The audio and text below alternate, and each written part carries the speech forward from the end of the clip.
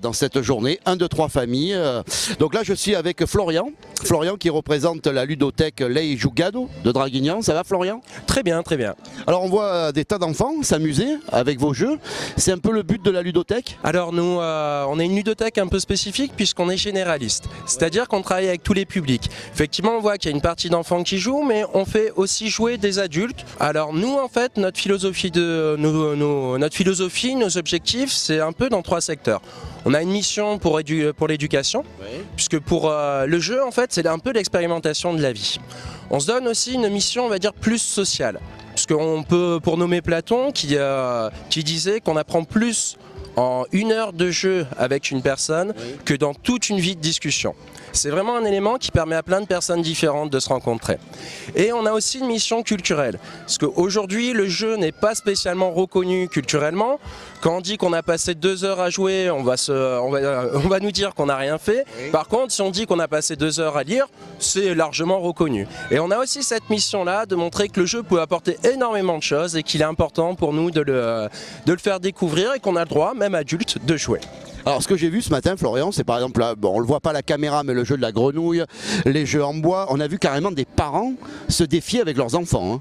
Exactement. Alors, donc comme je vous disais sur notre mission éducative, pour nous, en fait, pour un enfant, pour qu'il ait une bonne croissance, tout le monde est d'accord pour dire qu'il a besoin d'une alimentation variée.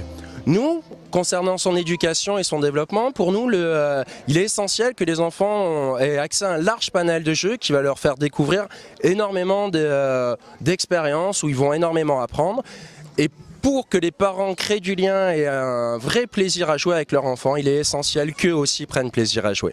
Alors vous êtes beaucoup axé sur carrément la motricité, hein. On ne voit pas de jeux vidéo, hein. Là aucun jeu vidéo, c'est que des jeux où on manipule, on touche la matière.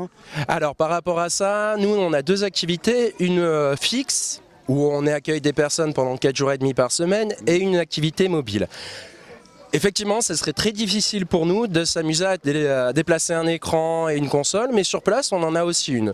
Après, on reste tout le temps, parce que le jeu vidéo, il n'est pas à diaboliser dans son ensemble, il y a beaucoup de jeux qui vont permettre aussi d'apprendre des choses, de jouer à plusieurs, notamment dans des EHPAD où il y a les utilisations des Wii, enfin de la Wii ou de la Wii U, pour apprendre à refaire des gestes aux personnes âgées. Alors aujourd'hui, cette journée s'adresse aux familles. Donc vous êtes en contact toute l'année avec les familles. Exactement, donc sur notre structure fixe, il y a beaucoup de familles qui passent puisque les enfants doivent être accompagnés de leurs parents.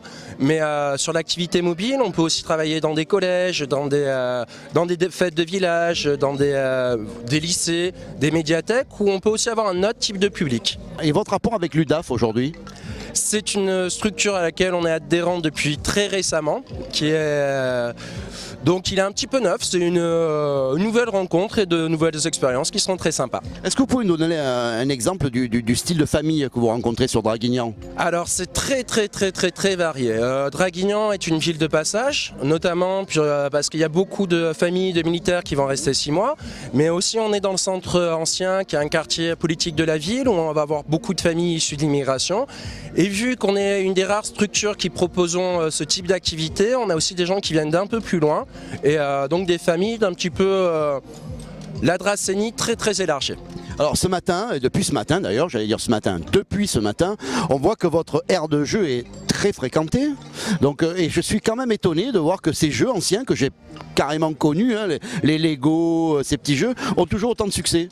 Exactement, pour revenir un petit peu à ce dont je parlais tout à l'heure sur le jeu est un objet culturel, il faut voir que tous ces jeux ça fait partie de notre patrimoine, en tout cas pour tous les jeux qui sont en bois et forcément on a envie de les transmettre aux jeunes générations, on prend du plaisir à jouer et ça reste quelque chose qui va donner envie aux gens sans prendre trop de risques d'essayer. Merci Florian, un dernier mot peut-être ? Non, c'est une superbe journée. Merci beaucoup.